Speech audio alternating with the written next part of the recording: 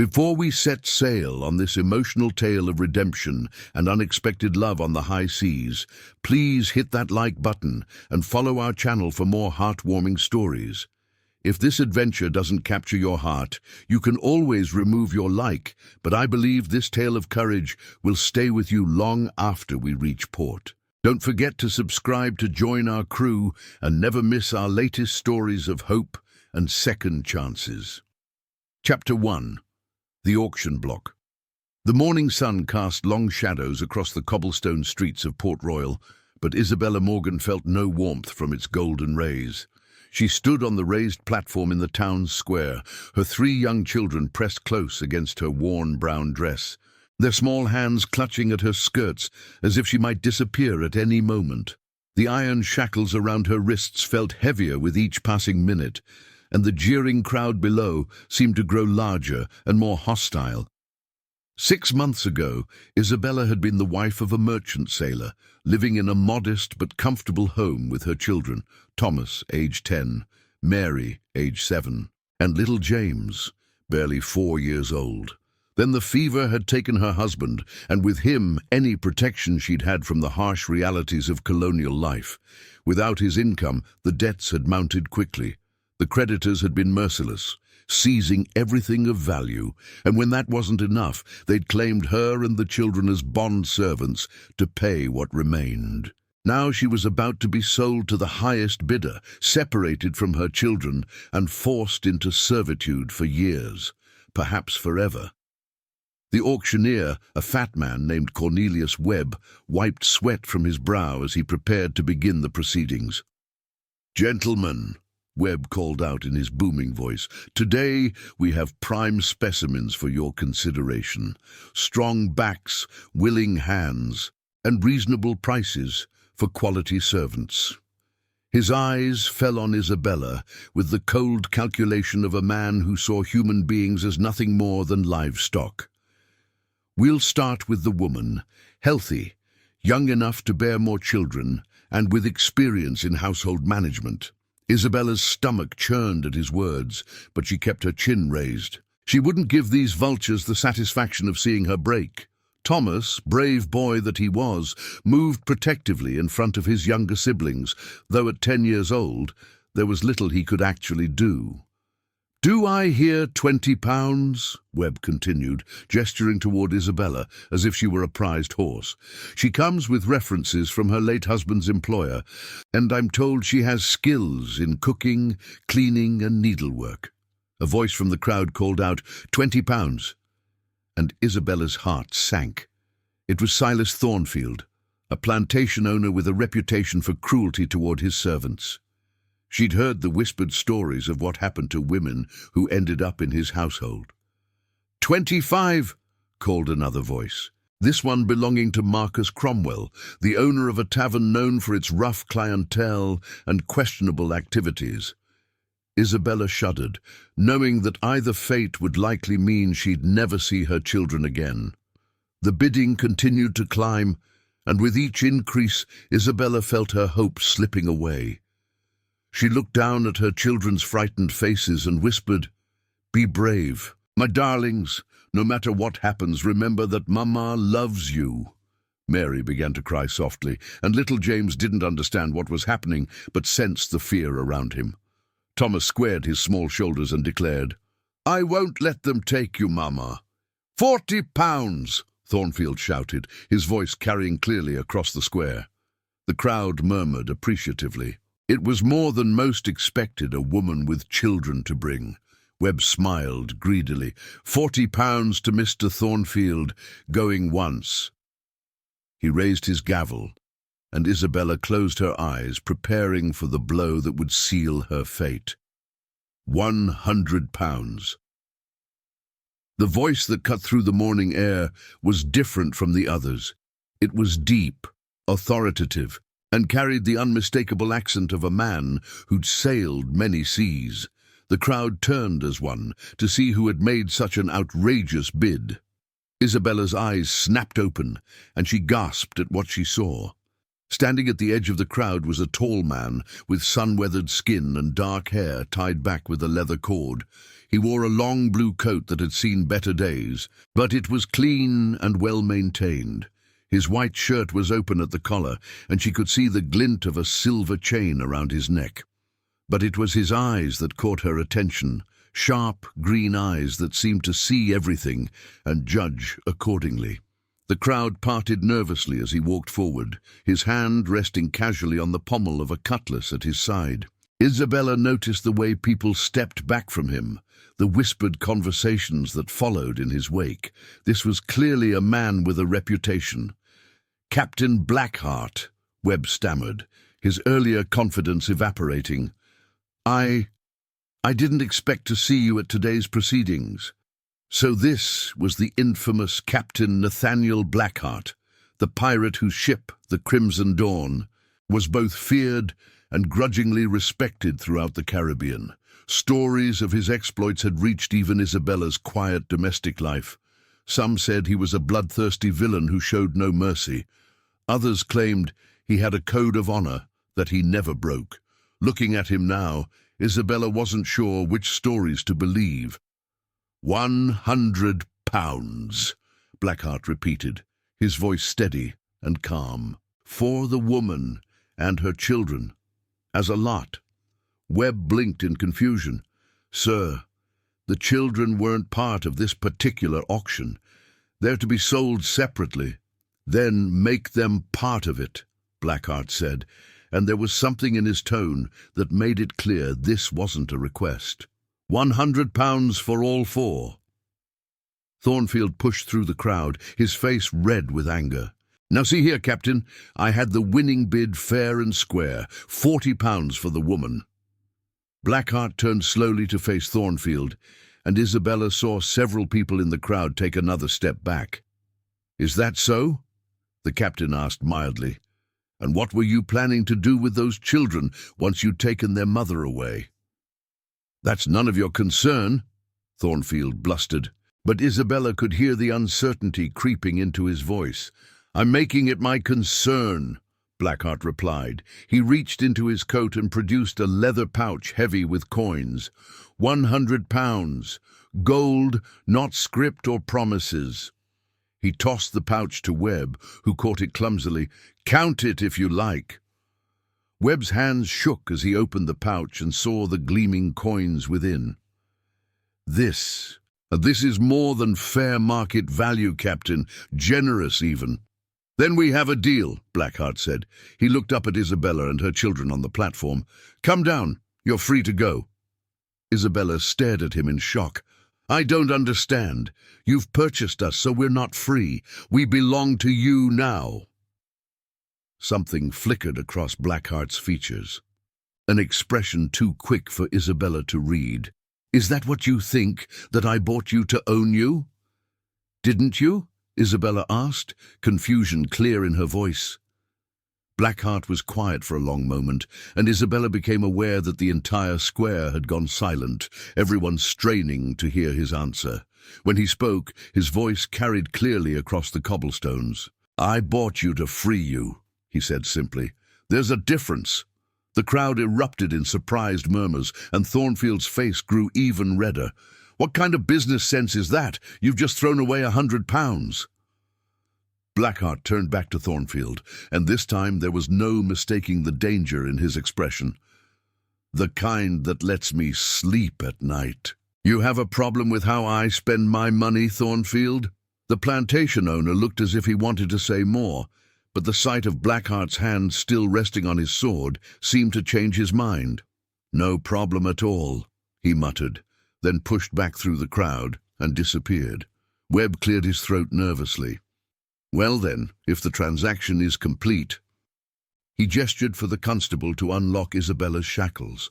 As the iron cuffs fell away from her wrists, Isabella rubbed the raw marks they'd left behind. She looked down at Blackheart, who was watching her with those sharp green eyes.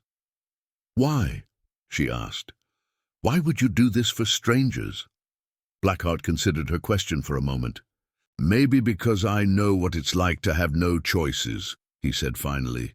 Maybe because I've seen too many families torn apart by greed and cruelty. He paused, then added more softly, or maybe because someone once told me that the measure of a man isn't in what he takes, but in what he gives. Isabella gathered her children close, still hardly believing what had just happened. What do you want from us in return? Nothing, Blackheart said, and Isabella was surprised by how sincere he sounded. You're free to go wherever you choose, to live however you see fit. I ask nothing in return. Thomas stepped forward, his young face serious beyond his years. Are you really a pirate, sir? Blackheart looked down at the boy and for the first time smiled. It transformed his entire face, making him look younger and less threatening. I am indeed, lad. Does that frighten you? No, sir, Thomas replied stoutly. Pirates fight bad men, don't they? And you just fought the bad men who wanted to hurt my mama. Thomas, Isabella said quickly, mind your manners. But Blackheart held up a hand. The boy's not wrong. Some pirates do fight bad men, though we don't always do it in ways the law would approve of. He looked at Isabella. Your son has spirit. That will serve him well. Isabella felt tears threatening to spill. After months of fear and desperation, of believing that her family was doomed to be scattered to the winds, this stranger had appeared like something from a fairy tale and changed everything. I don't know how to thank you, she said. Then don't try, Blackheart replied. Just take care of those children and live a good life. That's thanks enough. As he turned to leave, Isabella called after him. Captain Blackheart, will we see you again? He paused and looked back at her, and once again she saw that flickering expression she couldn't quite read. Port Royal isn't that big a place, he said. Our paths may cross again. Then he was gone, striding through the crowd that parted before him, like the sea before his ship. Isabella stood in the town square, her children gathered around her, free for the first time in months, and wondered what kind of pirate gave away fortunes and asked nothing in return. She didn't know it yet, but her life had just taken a turn that would lead to adventures beyond her wildest imagination. Chapter 2. Unexpected Encounters. 3 days had passed since Captain Blackheart had purchased Isabella and her children's freedom, and Isabella was beginning to understand just how difficult liberty could be when you had nowhere to go and no money to get there. She'd found temporary lodging in a boarding house near the docks, but her meagre savings were dwindling rapidly, and the proprietor was already making pointed comments about payment. Isabella had spent the morning walking the streets of Port Royal, looking for work. Her children had stayed behind at the boarding house. Thomas, reading to his younger siblings from an old book of fairy tales that the landlady had lent them. Every door Isabella knocked on seemed to close just as quickly once potential employers learned she had 3 young children to care for. It was nearly noon when she found herself outside the Salty Dog Tavern, an establishment with a questionable reputation but rumoured to sometimes hire women for kitchen work. Isabella stood outside for several minutes, gathering her courage. She'd never worked in a tavern before, but desperation was making her consider options she would have rejected without a second thought just a week ago. The tavern was dimly lit and thick with pipe smoke when she entered. Rough-looking men huddled around wooden tables, their conversations stopping abruptly when they noticed her. Isabella felt their eyes following her as she made her way to the bar, where a thick-set man with greying hair was wiping down glasses. "I'm looking for work," she said quietly. "I heard you might need help in the kitchen." The barkeeper looked her up and down with calculating eyes. "Might do," he said slowly. "Name's Murphy. What's yours?" "Isabella Morgan. I'm a widow with experience in cooking and cleaning. I can work hard, and I'm reliable." "Got references?" Murphy asked. Isabella's heart sank. "My husband died 6 months ago. His employer might vouch for my character, but I don't know if—" "A widow, eh?" Murphy's expression changed, becoming more predatory. Well, I suppose we could work something out. Room and board for you, and maybe we could find some extra duties to help you earn a bit more coin. The way he said extra duties made Isabella's skin crawl, but she needed work desperately. What sort of duties? Oh, serving drinks, keeping the customers happy, that sort of thing, Murphy said with a grin that revealed several missing teeth. Pretty woman like you would do well here, very well indeed. Isabella was about to respond when a familiar voice cut through the tavern's noise. I wouldn't recommend it. Isabella turned to see Captain Blackheart sitting in a shadowy corner booth, a tankard of ale in front of him. She hadn't noticed him when she'd entered, but now she saw that several other men shared his table, all with the weathered look of seasoned sailors. Murphy's expression soured immediately. Captain, I didn't see you come in. I've been here for some time, Blackheart replied casually, though his eyes never left Murphy's face. Long enough to hear your generous offer to Mrs. Morgan. Just offering honest work to a woman in need, Murphy said defensively. Is that what you call it? Blackheart stood and walked slowly toward the bar, his movements fluid and controlled. Funny, but your idea of keeping customers happy tends to involve activities that most would consider anything but honest work. The tension in the tavern was palpable now. Several patrons had quietly moved toward the door, sensing trouble brewing. Isabella stood frozen between the two men, unsure whether to stay or flee. Mrs. Morgan, Blackheart said without taking his eyes off Murphy, perhaps you'd join me for a moment. I believe I have a proposition that might interest you. Isabella hesitated. She barely knew this man, despite what he'd done for her family. But looking at Murphy's increasingly ugly expression, she decided that Blackheart represented the safer option. She walked over to his table, where his companions made room for her to sit. Gentlemen, Blackheart said, settling back into his seat, allow me to introduce Mrs. Isabella Morgan. Isabella, these are members of my crew. That's Mr. Williams, my quartermaster, Mr. Santos, my navigator, and young Mr. Fletcher there handles our supplies. Each man nodded politely, and Isabella was surprised by their courtesy. These were pirates, yet they were treating her with more respect than the supposedly respectable Murphy had shown. Now then, Blackheart continued, I couldn't help but overhear that you're in need of employment. Yes, Isabella said carefully. I have 3 children to support, and our situation has become rather desperate. What skills do you have, if you don't mind my asking? Isabella straightened her shoulders. I can cook, clean, sew, and I know my letters and numbers. I managed my husband's household accounts and helped him with his correspondence when his ship was in port. Blackheart's eyes lit up with interest. Did you indeed? Tell me, how is your handwriting? Quite good, I'm told. Why do you ask? Because, Blackheart said with a slight smile, it so happens that the Crimson Dawn is in need of someone to manage our accounts and correspondence. Our previous clerk met with an unfortunate accident in Tortuga, and none of my crew are particularly gifted with letters. Isabella stared at him in amazement. You're offering me a position on your ship? I am indeed. The pay would be fair. You'd have your own cabin, and there would be space for your children.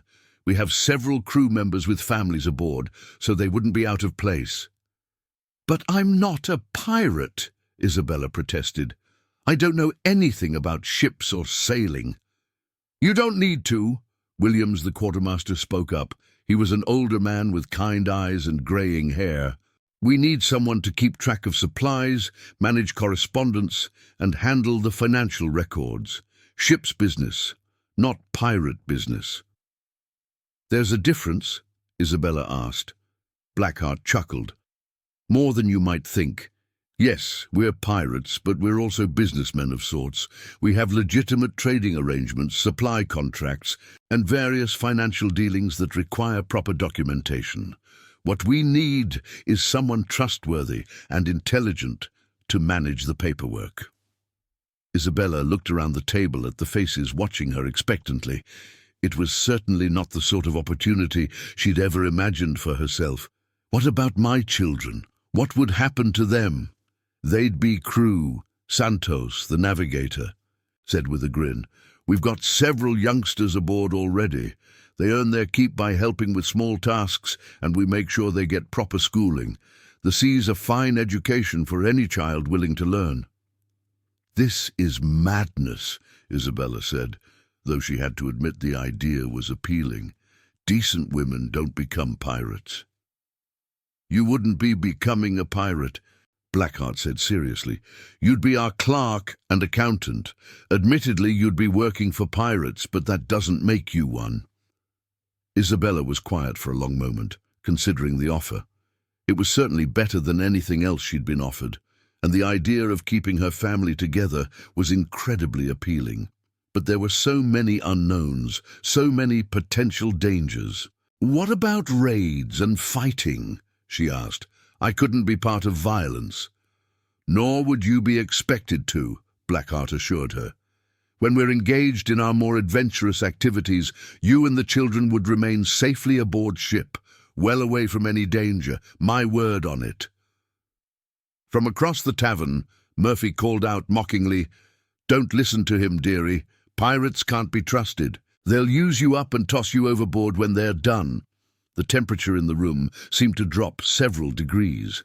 Blackheart's crew exchanged glances, and Fletcher, the youngest of them, started to rise from his seat. But Blackheart held up a hand, stopping him. Murphy, the captain said conversationally, I think you've said quite enough. Have I? Murphy sneered, emboldened by the presence of his own customers. Everyone knows what happens to women who sail with pirates. She'd be better off taking my offer. Blackheart stood slowly, and Isabella could see the controlled fury in his movements. And what exactly are you implying about my crew's honor? I ain't implying nothing, Murphy shot back. I'm saying it straight out. Pirates don't respect women, and they don't honor agreements. You'll tire of playing the gentleman soon enough. The silence that followed was deafening. Every eye in the tavern was fixed on the two men, waiting to see who would make the first move. Isabella held her breath, suddenly very aware that she was sitting in the middle of what could quickly become a very dangerous situation. Murphy, Blackheart said quietly, you've just insulted my crew's honor, questioned my word, and suggested that we would harm a woman under our protection. I believe that calls for satisfaction. Isabella's eyes widened as she realized what was about to happen. Captain, please, she said quickly, there's no need for violence over this. Blackheart looked down at her and she saw something in his expression soften. You're right, of course. Violence should always be the last resort. He looked back at Murphy. I propose a different sort of contest. A wager, if you will. Murphy looked suspicious but intrigued. What kind of wager? Mrs. Morgan here has a decision to make, Blackheart said. She can take your offer of employment or she can take mine. Whichever she chooses, the other man pays her £50 for her time and trouble today. Winner takes nothing but the satisfaction of being chosen. Loser pays up and keeps his opinions to himself from now on. It was a clever solution, Isabella realized. It gave her the power to choose while ensuring that either way she'd have enough money to support her family for several weeks if neither option worked out. Murphy considered the proposal for a moment, then nodded reluctantly. Done, but she has to choose right now in front of everyone. All eyes turned to Isabella. She looked at Murphy with his leering grin and obvious intentions, then at Blackheart and his crew, who waited respectfully for her decision. When she spoke, her voice was clear and confident. I choose Captain Blackheart's offer. Murphy's face went red with anger, but he reached into his pocket and threw £50 on the table. There's your money, but mark my words, woman, you'll regret this choice. I doubt that very much, Isabella replied with more confidence than she felt. As Murphy stormed away, Blackheart smiled and extended his hand to her. Welcome to the crew of the Crimson Dawn, Mrs. Morgan. I believe this is going to be the beginning of a very interesting partnership." Isabella shook his hand, wondering what on earth she'd just gotten herself into. But for the first time in months, she felt something like hope stirring in her chest. Perhaps this adventure would be exactly what she and her children needed. Make sure to subscribe to our channel for more thrilling tales of adventure and romance on the high seas. Tomorrow brings new challenges as Isabella begins her life aboard a pirate ship. Chapter 3. A New Horizon. 2 weeks had passed since Isabella and her children had boarded the Crimson Dawn, and she was beginning to understand why people spoke of the sea as a living thing. The ship moved constantly beneath her feet, breathing with the rhythm of the waves, and she'd developed what the crew called sea legs, faster than anyone had expected. Her children had adapted even more quickly. Thomas had attached himself to Santos, the navigator, who was teaching him to read charts and recognize the stars. Mary had become the ship's unofficial pet, winning over even the gruffest sailors with her bright smile and curious questions. Little James spent his days following Williams, the quartermaster, around the deck, copying his serious expressions and importantly carrying small items that Williams pretended he couldn't manage alone. Isabella's cabin was small but comfortable, with a porthole that let in the morning light and fresh sea air. She'd set up a desk by the window where she worked on the ship's accounts and correspondence. The work was more complex than she'd expected, but she found she had a natural aptitude for organizing the various threads of the Crimson Dawn's business dealings. This particular morning found her reviewing the ship's supply manifest when a soft knock came at her cabin door. "Come in," she called, expecting to see one of the crew with a question about provisions or payments. Instead, Captain Blackheart stepped into her cabin, removing his hat as he entered. Isabella had seen him daily over the past 2 weeks, but always in the company of others. This was the first time they'd been alone together since that night in the tavern. "Good morning, Isabella," he said, and she noticed that he'd dropped the formal Mrs. Morgan he'd used in public. "I hope I'm not disturbing your work." "Not at all, Captain," she replied, setting down her quill. "I was just finishing the supply calculations for our next port stop." "Please call me Nathaniel," he said, settling into the chair across from her desk. "We're going to be working closely together, and formality seems unnecessary among friends." Friends, Isabella considered the word. Was that what they were becoming? She'd been so focused on the practical aspects of her new life that she hadn't really thought about her relationship with the man who'd saved her family. "Nathaniel, then," she said, testing the name. "What can I do for you?" "Actually, I wanted to check on how you're settling in. I know this life is very different from what you're used to." Isabella smiled. Different is certainly one word for it. "Yesterday Mary asked me if we could keep the parrot that flew aboard during the storm. Thomas wants to learn swordplay from Mr. Fletcher, and James has decided he wants to be a pirate when he grows up. Specifically so he can have a ship of his own." Nathaniel laughed, and Isabella was struck again by how the sound transformed his entire appearance. "And how do you feel about that?" "Honestly, I never imagined I could feel so free," Isabella admitted. "For the first time since my husband died, I feel like I have some control over our future. And the crew has been wonderfully kind to the children." "They're good men," Nathaniel agreed. "Some of them have children of their own back home, and others never had the chance for family. Your little ones have brought something special to the ship." Isabella studied his face as he spoke. There was something in his expression when he mentioned family, a shadow that suggested old pain. "What about you?" she asked gently. "Do you have family somewhere?" Nathaniel was quiet for a long moment, looking out the porthole at the endless blue sea. When he spoke, his voice was softer than she'd ever heard it. "I had a sister once, younger than me, full of life and laughter. She died in a plague that swept through our village when I was 17. I'm sorry," Isabella said quietly. It was a long time ago, Nathaniel replied, but Isabella could hear that the pain was still there, carefully buried, but not forgotten. That's actually part of why I wanted to talk with you today. I've been thinking about your situation, and I have a proposition. Isabella felt a flutter of nervousness. What kind of proposition? Well, you've proven yourself invaluable as our clerk and accountant. The crew respect you. Your children are thriving, and you seem to have adapted to ship life better than anyone expected. He paused, meeting her eyes.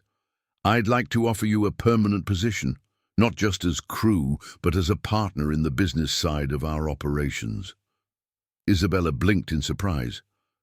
A partner? Nathaniel? I don't understand. Let me explain, he said, leaning forward slightly. The Crimson Dawn isn't just a pirate ship. Yes, we engage in what might be called piracy when we encounter vessels carrying slaves or when we're hired to resolve disputes between merchants. But mostly, we're traders. We carry goods between islands. We provide transportation for people who need safe passage. And we occasionally recover stolen property for clients who've been wronged by others.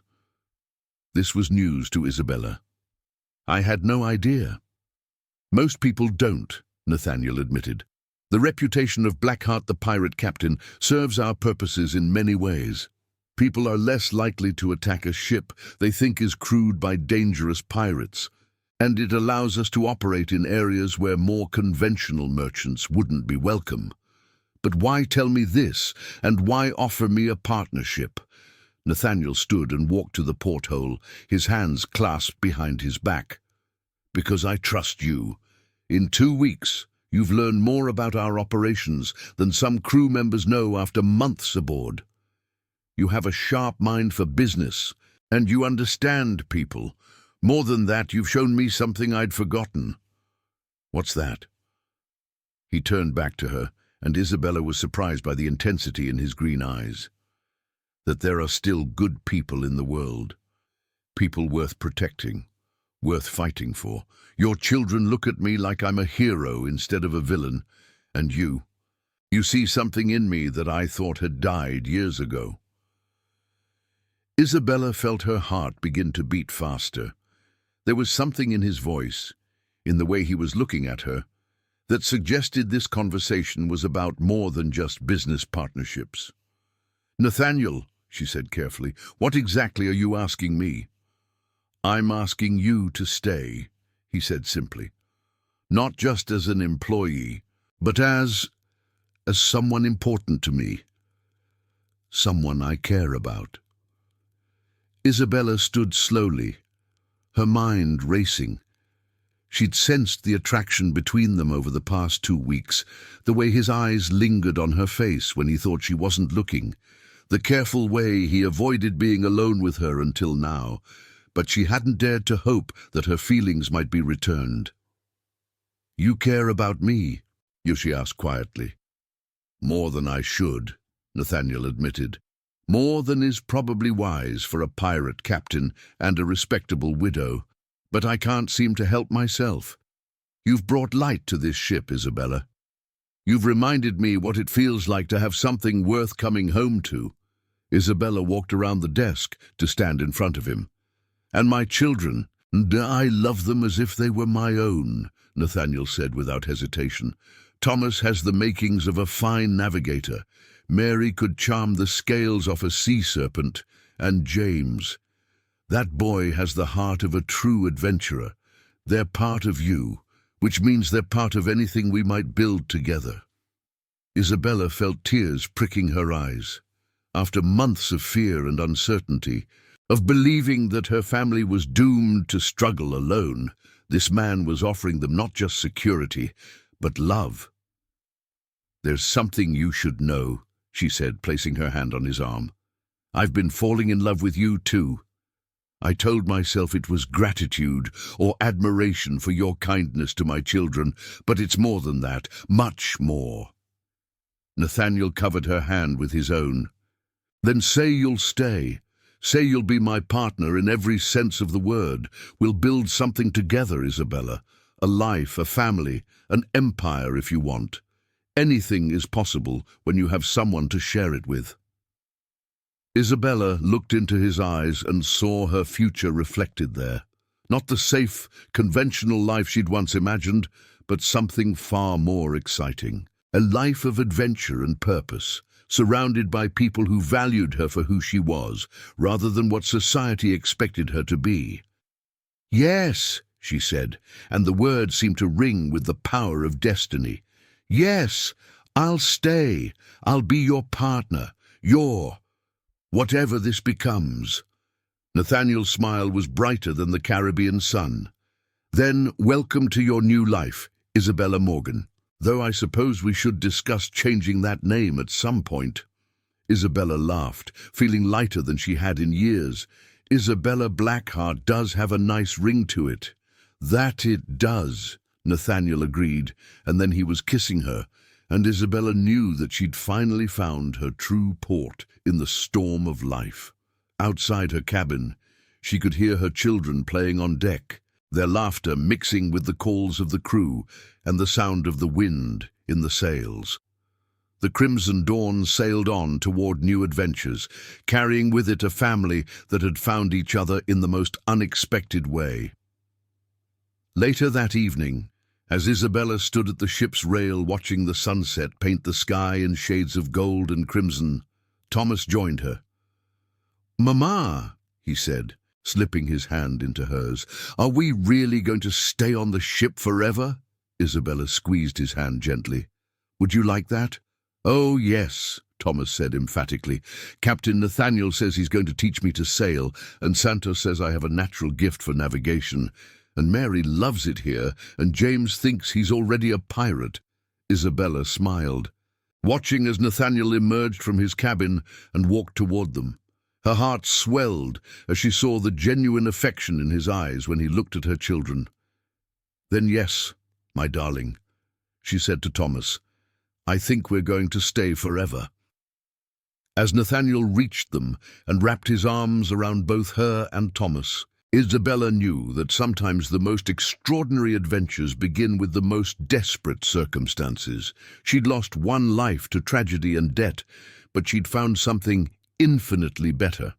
A love that could weather any storm, and a family bound not just by blood, but by choice and commitment. The Crimson Dawn sailed on into the sunset, carrying its crew toward whatever tomorrow might bring. And Isabella had never been happier to face an uncertain future. Don't forget to subscribe to our channel and hit that notification bell for more emotionally powerful stories of adventure, redemption, love, and second chances. Will Isabella and Nathaniel build the life they've dreamed of? What adventures await the crew of the Crimson Dawn? Join us for more tales of the high seas, where courage and compassion triumph over all obstacles.